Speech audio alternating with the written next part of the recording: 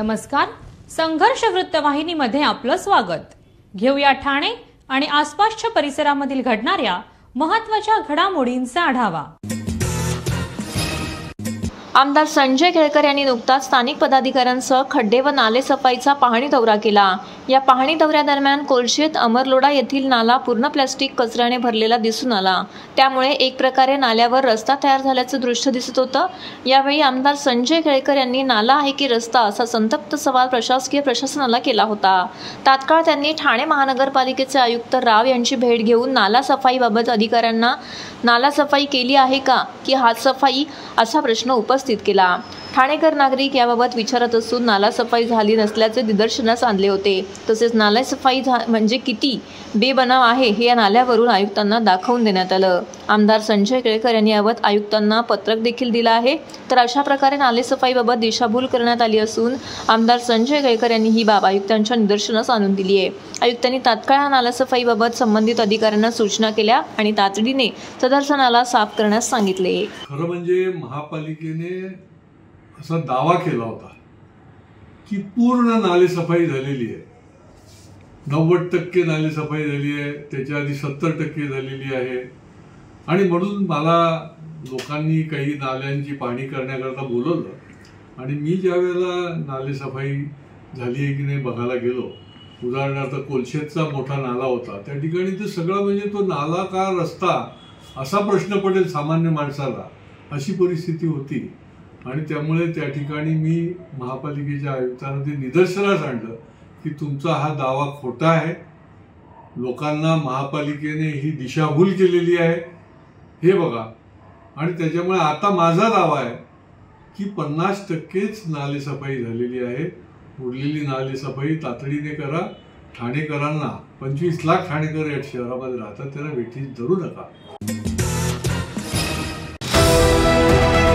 TJSB सौर शक्ती कर्ज go green, करा वीज बिलावर बचत। आकर्षक व्याजदर, 84 महिने परतफेड कालावधी, 80% लोन, व्यावसायिक आणि उद्योजकांकरता सुद्धा। अधिक माहितीसाठी तुमच्या जवळच्या शाखेला भेट द्या किंवा संपर्क साधा 1800-223-466 आणि 1800-266-3466।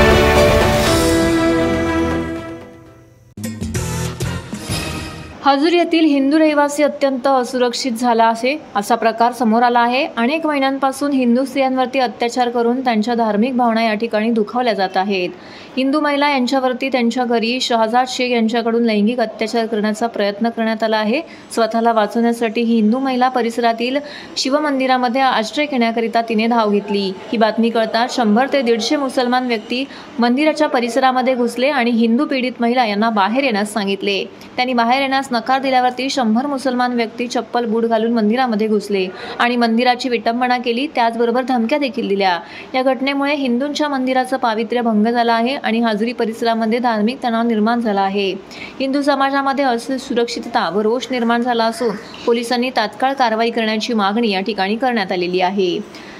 सकल हिंदू समाज यांच्या वतीने आज ठाणे पोलीस आयुक्तालयामध्ये संबंधित वरिष्ठ पोलिसांची भेट घेण्यात आलेली आहे। त्याचबरोबर याबाबत संबंधितांवरती कारवाई करण्याची मागणी देखील घेतली आहे।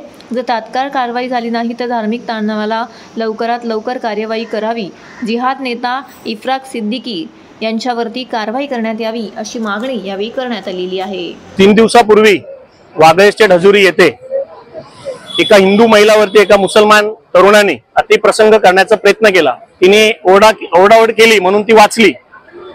जेव्हा त्या महिलेने, हिंदू महिलेने स्वतःच्या आश्रयासाठी तिकडच्या मंदिरात आश्रय घेतलं, तिकडच्या हिंदू बांधवांना हा विषय सांगितलं, तर 100 ते 150 मुस्लिम लोक, जिहादी मुस्लिम मुलं हे तिकडे घुसले। त्याच्यात त्यांचा नेता होता इफ्राक सिद्दीकी यांनी सांगितलं की ती बाई आम्हाला दे, आम्हाला त्याच्याशी बोलायचंय। त्यांचा मॉब लिचिंग करण्याचा एक त्यांची टेंडन्सी होती, पण तिकडे हिंदू मुलं आपले भांडले आणि त्यांना त्या पोलीस स्टेशनला पोहोचवला। पोलीस स्टेशनला गेले असताना वरिष्ठ पोलीस निरीक्षक व आयो यांनी त्या मुलावरती जे कलम पाहिजे ते कलम लावली नाही व त्या मुलाला जामीन कशी होईल याचं पूर्ण त्यांनी लक्ष दिलं आणि 2 दिवसानंतरच तो तरुण सुटला। आज आम्ही सकल हिंदू समाज, विश्व हिंदू परिषद, बजरंग दल, RSS हिंदू जागरण मंच असे अनेक संस्था, सकल हिंदू समाज म्हणून आम्ही कमिशनरांना भेटलो, त्यांना विनंती केली आहे की हा जिहादी नेता व त्याचे मोरके जेवढे होते त्यांच्यावरती गुन्हा दाखल व्हावं, त्याला 48 तासात अटक करावी, अन्यथा सकल हिंदू समाज हा तिकडचे राहणारे हिंदू बांधवांबरोबर आहे. त्यांनी आम्हाला सांगितलेलं आहे आम्ही 48 तासात करू, जर नाही झालं तर आम्ही भविष्यात एक मोठा आंदोलन उभारू. आम्ही सारेजण सकल हिंदू समाजाचे कार्यकर्ते हिंदू जागरण मंचातर्फे या ठिकाणी जमलेलो आहोत. हाजुरी या ठिकाणी एका हिंदू महिलेला घरामध्ये घुसून तिच्यावर अतिप्रसंग करण्याचा प्रयत्न केला.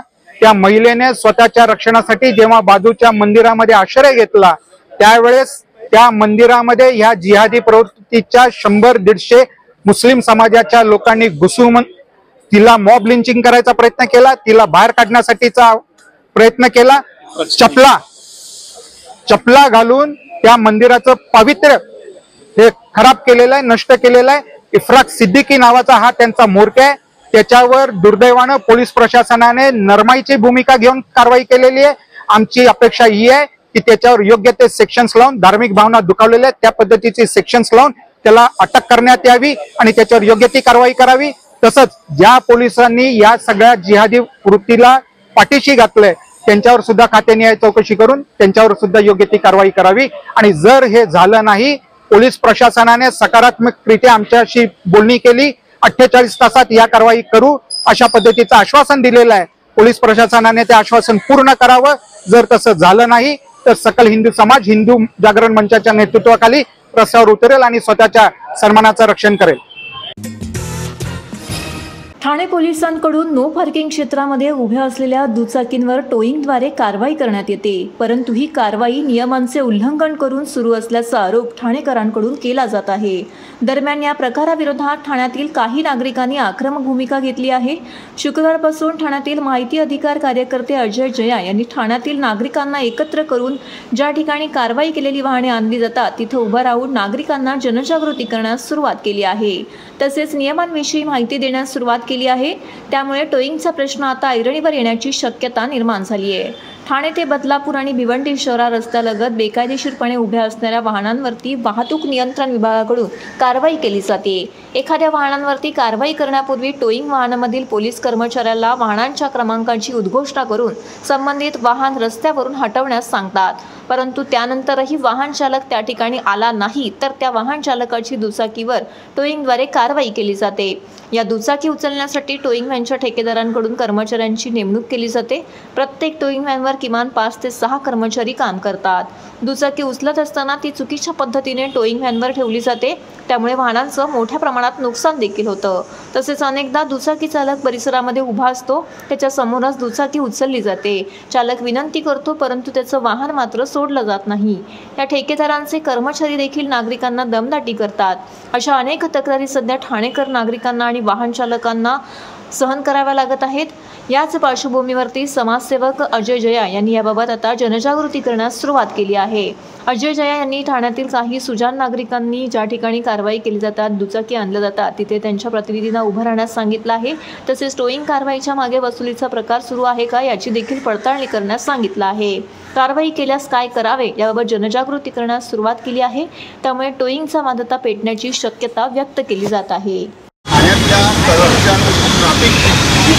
खूप वाढलेली असं असताना तुम्ही फक्त एक गोष्ट मी तुम्हाला सांगतो, हे जे भ्रष्टाचार आहे हे थांबवण्याकरता आता रस्त्यावर उठून लोकांना जनजागृती करणं हे आवश्यक वाटलं. म्हणून मी आता ठिकाणी जिथे जिथे टोईंग करून गाडी घेऊन येतात तिथे आम्ही आमची टीम बसलेले आहेत. तिथे सागर आहेत, हे सगळे आमचे मित्रपरिवार आहेत. या लोकांनी सहभाग घेऊन लोकांना जनजागृती करतो आहे. आपण लोकांना हे माहिती देतो आहे की बाबा तुम्हाला जे फसवलं गेलं ना की तुम्ही नो पार्किंगमध्ये, कदाचित तुमचं नो पार्किंगमध्ये असेल तर तुम्हाला दंड होऊ शकतं, पण बहुतेक ठिकाणी ते कुठलाही नॉर्म्स त्यांनी पालन केलेलं नाही आहे. तरी तुमची गाडी उचलून घेऊन जातात, तुम्हाला घाबरवतात आणि तुमच्याकडून पैसे उकळले जातात. म्हणून तुम्ही या गोष्टीला न घाबरता तुम्ही आम्हाला तक्रार द्या किंवा या संदर्भात तुम्हाला माहिती पाहिजे असेल, हे माहिती आमच्या डेस्कवरती अवेलेबल आहे, तुम्ही हे माहिती घेऊ शकता. ठाणे महानगरपालिकेचे मालमत्ता कर म्हणजेच प्रॉपर्टी टॅक्स भरण्याचे आवाहन. सन 2022-23 या आर्थिक वर्षाचे मालमत्ता कराचे म्हणजेच प्रॉपर्टी टॅक्सचे बिल ठाणेकर करदात्यांना महापालिकेमार्फत आर्थिक वर्षाच्या सुरुवातीस म्हणजेच माहे एप्रिल 2022 मध्ये देण्यात आलेले आहे. तथापि अद्यापही काही करदात्यांनी मालमत्ता कर महापालिकेकडे जमा केलेला नाही. सध्या आर्थिक वर्षाचा अंतिम टप्पा सुरू झाला आहे. मालमत्ता कर वसुलीसाठी महापालिकेतर्फे कडक कारवाई हाती घेण्यात आली आहे. या अंतर्गत जंगम मालमत्ता, टीव्ही, फ्रीज, वाहन व इतर जप्त करणे तसेच स्थावर मालमत्ता वॉरंट बजावून जप्त करण्यात येत असून मालमत्तेचा जाहीर विक्रीद्वारे लिलाव करून कराची रक्कम वसूल करण्यात येत आहे. मालमत्तेस पाणी पुरवठा करण्यात येणारे नळ संयोजन खंडित करण्यात येत आहेत. त्याचप्रमाणे थकीत मालमत्ता करावर 2% व्याज आकारले जात असल्याने भरावयाची रक्कम वाढत आहे. आपला मालमत्ता कर propertytax.thanecity.gov.in या लिंकद्वारे तसंच गुगल पे, फोन पे, पेटीएम याद्वारे ऑनलाईन पद्धतीने करण्याची सुविधा उपलब्ध करून दिली आहे. शनिवार, रविवार व सार्वजनिक सुट्टीच्या दिवशी नागरिकांना मालमत्ता कर भरणे सोयीचे व्हावे याकरता महापालिकेचे मालमत्ता कर संलग्न कार्यालय या दिवशी कार्यान्वित ठेवण्यात आलेले आहे. तरी मालमत्ता कर वसुलीची अप्रिय कारवाई टाळण्याच्या दृष्टिकोनातून मालमत्ता कर भरून महापालिकेस सहकार्य करावे. धन्यवाद. कुळबंदर रोड पातलीपाडा येथील श्रीमा ट्रस्टद्वारा संचलित श्री तारामा यांनी 2000 मध्ये स्थापन केलेल्या श्रीमा विद्यालयाचे यंदाचे रौप्य महोत्सवी वर्ष आहे. या निमित्ताने वर्षभर विविध कार्यक्रमांचं आयोजन येथे करण्यात आलं आहे. नुकतीच आंतरशालेय योग स्पर्धा संपन्न झाली. या योग स्पर्धेमध्ये 22 शाळांतील 300 विद्यार्थी योग स्पर्धेमध्ये सहभागी झाले होते. स्पर्धेमध्ये विविध योगासकांच्या प्रात्यक्षिकांचं सादरीकरण करण्यात आलं. स्पर्धेमध्ये सहभागी झालेल्या विद्यार्थ्यांना प्रथम, द्वितीय आणि तृतीय क्रमांकांचे पारितोषिक त्याचबरोबर प्रशस्ती पत्रक, चषक देऊन त्यांचा सन्मान करण्यात आला. ही स्पर्धा व्यक्तिगत आणि समूह या 2 स्वरूप श्रेणींमध्ये घेण्यात आली. स्पर्धेतील विजेते सिनियर सोलो मलिष्का सिंग, त्याचबरोबर द्वितीय क्रमांक इशिता चौधरी यांनी पटकावला आहे, तर तृतीय क्रमांक AK जोशी विद्यालयाच्या अनन्या लिमये हिने पटकावला आहे. तर ज्युनियर सोलोमध्ये प्रथम क्रमांक DAV पब्लिक स्कूल ठाणेच्या देवसिंग, तर द्वितीय क्रमांक डी साऊथ इंडियन असोसिएशनच्या अद्विका मेहर, तर DAV पब्लिक स्कूल ठाणे येथील उर्वी मोरे हिने तृतीय क्रमांक पटकावला आहे. सिनियर ग्रुपमधून प्रथम क्रमांक युनिव्हर्सल हायस्कूल ठाणे, तर द्वितीय क्रमांक न्यू हॉरायझन स्कूल आणि तृतीय क्रमांक DAV public school Thane. Junior ग्रुपमध्ये प्रथम क्रमांक DAV पब्लिक स्कूल, तर द्वितीय क्रमांक युनिव्हर्सल हायस्कूल आणि तृतीय क्रमांक दी साऊथ इंडियन असोसिएशन यांनी पटकावला आहे. इसवी सन 2000 मध्ये श्री दिव्य स्वरूपी तारामा यांनी श्री महाविद्यालयाची स्थापना केली. भारतीय संस्कृतीचा प्रसार आणि प्रचार सर्वत्र व्हावा म्हणून उत्तर भारतापासून दक्षिण भारतापर्यंत त्यांनी आश्रमांची, शाळा आणि कॉलेजची स्थापना केलेली आहे. हे आंतरशालेय योग स्पर्धेचं 10वं वर्ष आहे. यावर्षी 250 मुलांनी या ठिकाणी योग स्पर्धेत भाग घेतलेला आहे. ते कल्याण, डोंबिवली, ठाणे, मुंबई, पनवेल या ठिकाणच्या शाळा या योग स्पर्धेत भाग घेत असतात. ज्युनियर ग्रुप आणि सिनियर ग्रुप अशा प्रकारचे 2 भाग करून विविध क्षेत्रातले मान्यवर जजेस नेमून विद्यार्थ्यांच्या स्पर्धांचं मूल्यमापन केलं जातं आणि त्यांना भरघोस बक्षिसं, ट्रॉफीज देण्यात येतात. विशेष म्हणजे भारतीय संस्कृतीमध्ये पतंजली यांनी जी योग साधना निर्माण केलेली आहे त्यामुळे लहान मुलांच्या मनात ती बिंबवली. तर sound mind in sound body अशा प्रकारची आरोग्य पद्धती विद्यार्थ्यांना ठाऊक होईल. ते अभ्यासामुख होती. भारतीय संस्कृती त्यांच्या हृदयात रुजेल. त्यांची अभ्यासाची प्रवृत्ती वर्धिष्णू होईल. या हेतून या योग स्पर्धा आयोजित केल्या जातात. ये साल हमारा 25th ईयर है, सिल्वर जुबली ईयर है. हमने 2000 में स्कूल स्टार्ट किया था. हमारे पास योगा तो बहुत सालों से चल रहा है. वैसे आश्रम से हम कनेक्टेड है तो हमें पहले से बचपन से योगा सिखाया गया है. वही हम स्कूल में बच्चों को सिखाते हैं. हमने एक रेगुलर पीरियड रखा है जिसपे बच्चों को हर हफ्ते में हर क्लास को 2nd 3rd स्टैंडर्ड से लेके हमारा योगा चलता है. तो कंपलसरी सब बच्चों को योगा करना ही है. और हमारे बच्चे बहुत सारे जगह पे डिस्प्ले करते हैं. रिपब्लिक डे पे खास करके 200 या 300 बच्चे एक साथ में हमारे ग्राउंड में योगा परफॉर्मेंस करते हैं. ये योगा कंपटीशन हमने चालू किया कि योगा का हमें सभी बच्चों को जानकारी देना है, सभी जगह पे जानकारी देना है. बहुत सारे बच्चे करते हैं लेकिन उनको एक स्टेज नहीं मिलता है परफॉर्मेंस करने के लिए. इसीलिए हमने ये योगा कंपटीशन स्टार्ट किया. और जब से हमने स्टार्ट किया है 20-25 के ऊपर स्कूल्स आते हैं और एक 250 से 300 बच्चे बीच में पार्टिसिपेट करते ही है. और सभी स्कूल से हमें यही फीडबैक मिला है कि बहुत अच्छा लगा. बच्चों को भी, हमारे टीचर्स जो आते हैं और हमको भी अच्छा लगा कि हमारे बच्चे परफॉर्म करते हैं.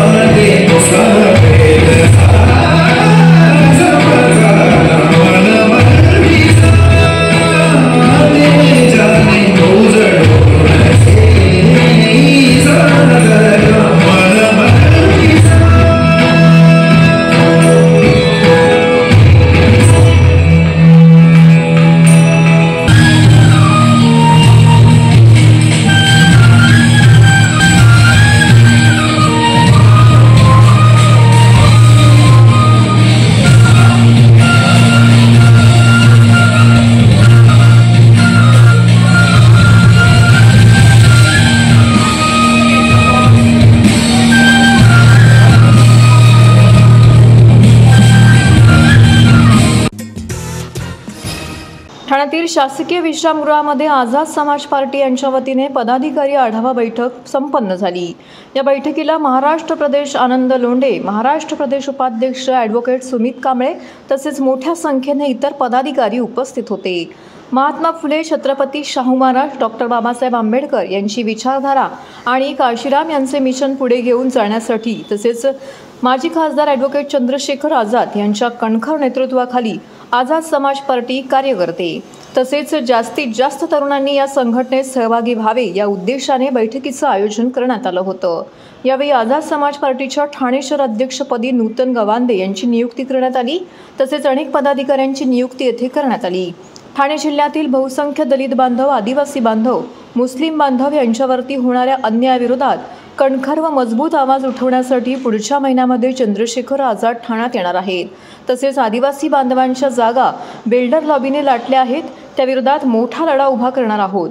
तसेच मुस्लिम बांधवांचे आरक्षण, स्कॉलरशिपचा प्रश्न, अन्य विविध प्रश्नांसंदर्भात सरकारला जाब विचारला जाणार आहे असं मत आझाद पार्टीचे महाराष्ट्र प्रदेश अध्यक्ष आनंद लोंढे यांनी व्यक्त केले आहे. आजची बैठक जी होती ठाणे शहरातनं नूतन गवांदे आणि आमचे महेश दादा आहेत आणि आमचे त्यांचे जे सहकारी मित्र आहेत यांनी आज आझाद समाज पार्टीमध्ये प्रवेश केलेला आहे. भाई चंद्रशेखर आझाद यांच्या नेतृत्वावर विश्वास ठेवून. आणि सगळ्यात महत्त्वाची गोष्ट, ठाणे सारखा हा जो शहर आणि हा जो जिल्हा आहे याच्यामध्ये आमचे बहुसंख्येचे दलित बांधव आहेत, आदिवासी बांधव आहेत, मुस्लिम बांधव आहेत, यांच्यावर जो काही अन्याय होतो त्याच्यावर एक मजबूत आवाज उठवण्यासाठी चंद्रशेखरभाई आझाद हे लवकरच ठाण्यामध्ये पुढच्या महिन्यात येतील. आणि सगळ्यात महत्त्वाची गोष्ट, आदिवासी बांधवांच्या जे काही जमिनी बिल्डर लॉबीने लाटल्या आहेत त्यांच्याबद्दल आम्ही एक मोठा लढा या ठिकाणी उभा करणार आहोत.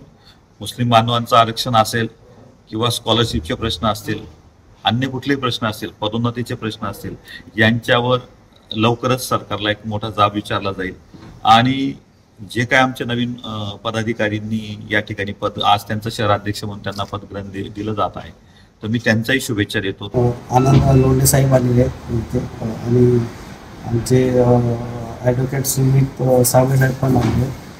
त्यांनी माझा पक्षप्रवेश केलेला इथे ठाणे जिल्हा म्हणून, आणि ठाणे जिल्ह्याचा पदभार स्वीकारून मी चांगलंच काम करेन आणि चांगलंच मी समाजासाठी आणि आदिवासी बांधव असेल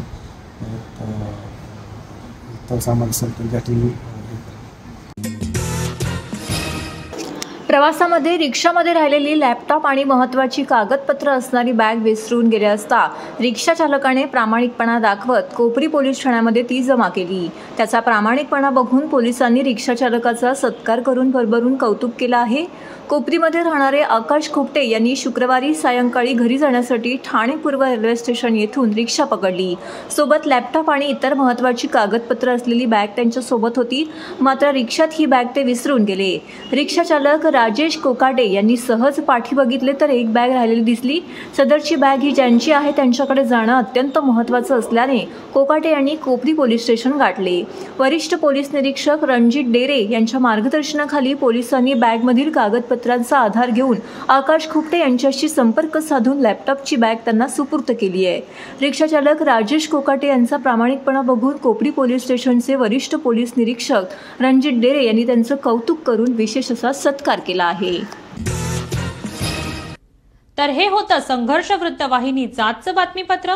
उद्या पुन्हा भेटू याच वेळी याच ठिकाणी ताज्या घडामोडींसह. तोपर्यंत नमस्कार.